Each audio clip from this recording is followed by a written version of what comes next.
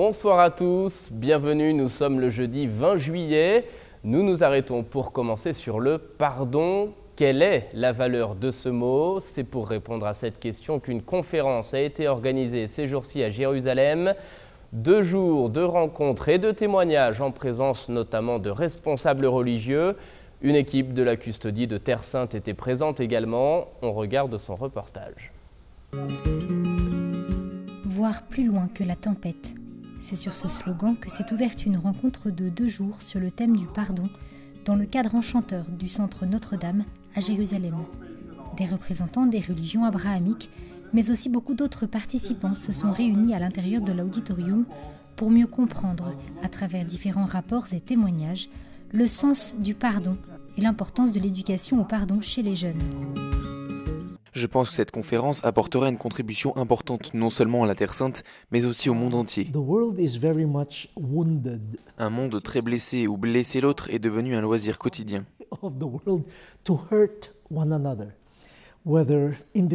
Que ce soit des individus ou des communautés, des familles ou même des nations.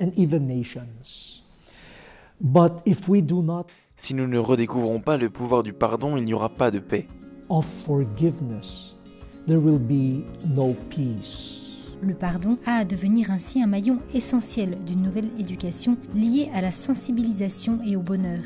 Une étape nécessaire dans l'éducation de tous les individus à un âge précoce et en particulier dans la formation des nouveaux dirigeants. L'éducation au pardon donne aux enfants une base pour réparer les injustices dans leur vie. Quand ils grandiront, s'ils n'ont pas connu le pardon dans leur vie, ils chercheront un moyen de libérer leur colère, leur ressentiment et leur haine. Nous aidons ainsi les enfants à apprendre à s'adapter au monde. Il est vraiment nécessaire d'éduquer les enfants au pardon, sinon nous ne faisons que perdre notre temps. Lorsque ces enfants deviendront adultes, ils transmettront ces valeurs. J'ai donné l'exemple de Jean-Paul II qui s'est rendu en prison pour rendre visite à son assassin, pour lui dire qu'il n'oubliait pas mais qu'il pardonnait. Quant au cardinal Tagle, il a souligné lors de son discours l'importance d'être témoin du pardon en s'arrêtant sur l'expérience même de Jésus. Père, pardonne-leur, car ils ne savent pas ce qu'ils font. Tout a commencé justement à Jérusalem. La conférence est une étape très positive, et chaque conférence qui réunit différentes personnes pour participer à un dialogue, qu'elles soient d'accord ou non, est une étape importante. Nous n'avons pas besoin d'être tous d'accord, mais au moins de dialoguer pour atteindre un objectif commun. Jérusalem transforme les cœurs, et c'est pourquoi nous sommes ici. Être capable de transformer les cœurs montre que nous pouvons en effet pardonner même si nous avons un cœur brisé.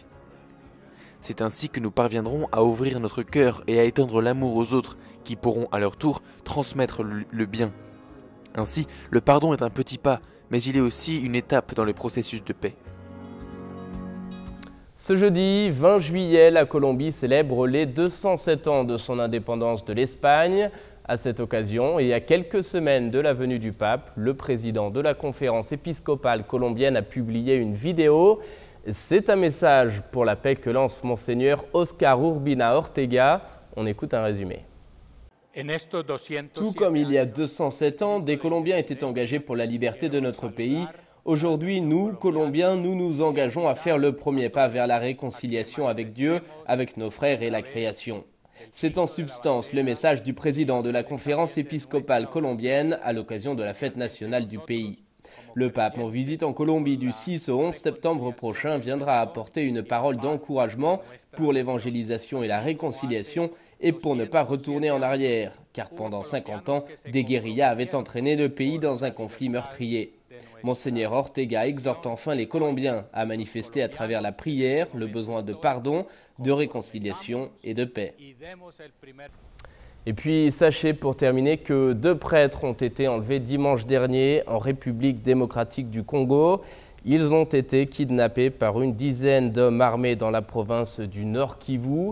Les évêques du pays dénoncent un climat d'insécurité. Ils demandent aux forces de sécurité de tout mettre en œuvre pour libérer les 2 prêtres. Nous prions pour eux, bien entendu.